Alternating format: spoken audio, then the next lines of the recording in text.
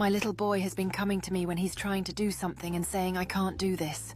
I always respond to him by saying, there is nothing named can't. When he comes back to me and says I don't know how to do it, I always reply, there's always a way to do everything. Several days ago, my son and I were out in the yard playing bat and ball. I was throwing the ball to him and he kept on missing with the bat. Finally, he became really upset and said I can't do that, to which I replied, there's nothing named can't. Slowly he repeated after me, there's nothing named can't.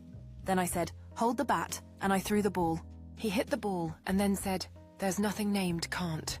Several days later, when I stopped by home to drop off my daughter, my son came running and wanted to play basketball.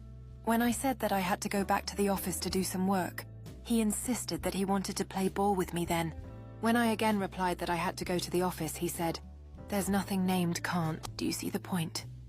If he begins to think that way at 4 years of age, this world is in for a winner. Too often we fail in our efforts because we have been brought up believing that we cannot do some things.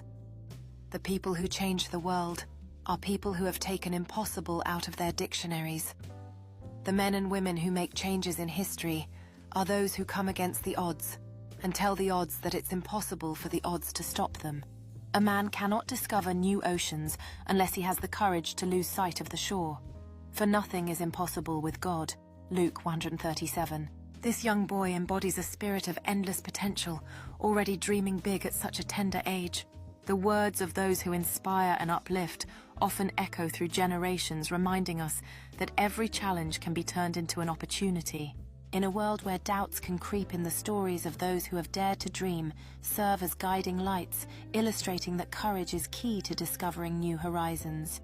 These stories remind us that faith in the impossible can lead to extraordinary journeys.